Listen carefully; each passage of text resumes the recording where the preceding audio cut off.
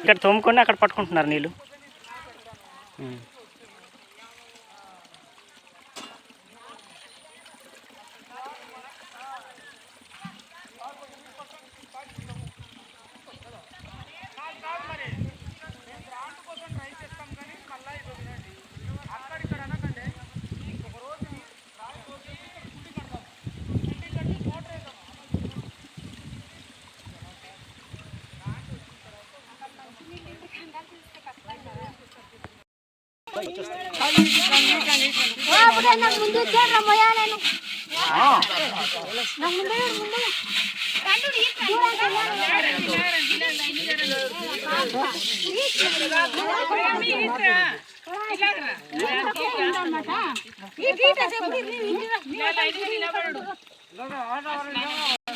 ముంచుకుంటున్నారు, ఎవరు దొమ్ముతున్నారు కదా, మిగతా ఉండి కొంచెం గోలసేకండి.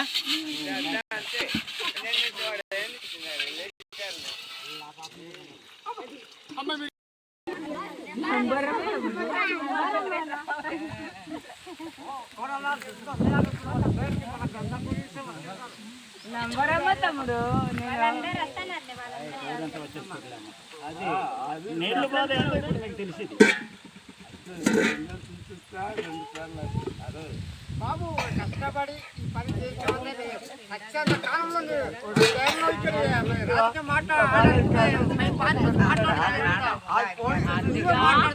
మనకు అందుబాటులో మీరే కావాలి కానీ ఎంత ఉండినా రాజకీయం ఉండి నాకు అవసరం లేదు. తమ్ముడు ఏదో కావాలి మన నాకు ముందు.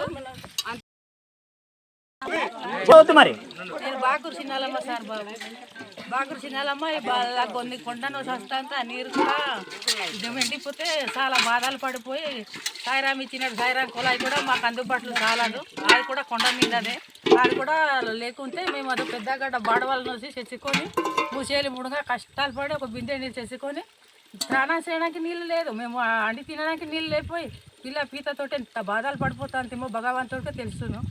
ఏ సార్ కూడా మాకు కనకరించుకొని గంగా తల్లి పెట్టిస్తామని ఎవడు కూడా ఏ సార్ కూడా మాకు కనకరించలేదు.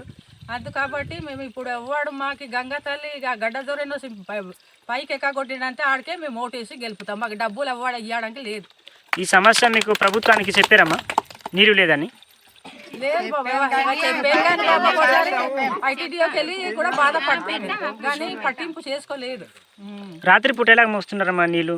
ఎలాగంటే అలాగే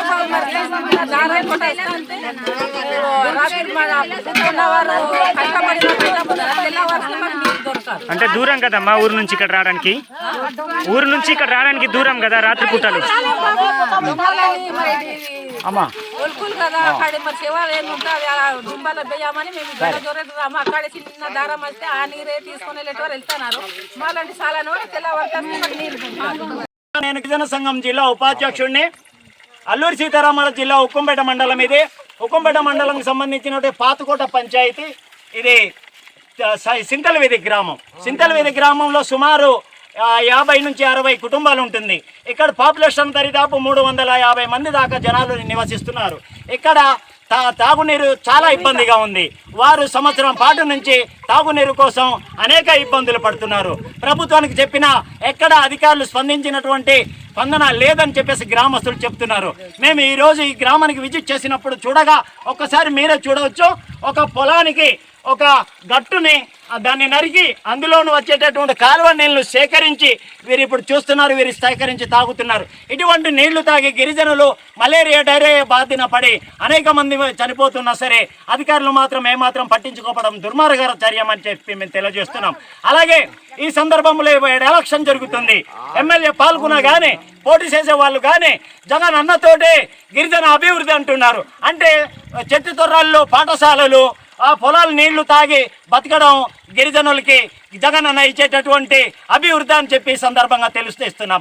కాబట్టి జగన్ వెంట ఉండేటటువంటి గిరిజన నాయకులారా ఇటువంటి అబద్ధాలు చెప్తే మీకు తగిన మూల్యం తెలియచేస్తుందని చెప్పి గిరిజన సంఘం డిమాండ్ చేస్తుంది. సింతలవీధికి తక్షణమే తాగునీరు సదుపాయం కల్పించాలని చెప్పి గిరిజన సంఘం మేము డిమాండ్ చేస్తున్నాం. ఇక్కడ కానీ తాగునీరు వసతి కల్పించకపోతే తీవ్ర ఆందోళన తెలియజేస్తామని చెప్పి కూడా ఈ సందర్భంగా మేము తెలియజేస్తున్నాం.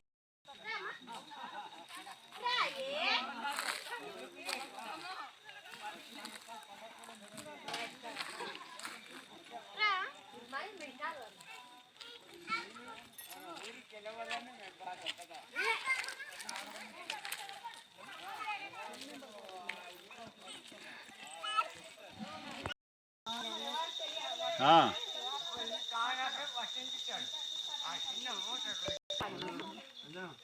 ఇప్పుడు వస్తున్నాడు, ఎన్ని కిలోమీటర్లు ఉంటాడు చూడు. వచ్చినాడు సత్యమైన దేవుడి కోసం. వస్తా పోతూ పోతూ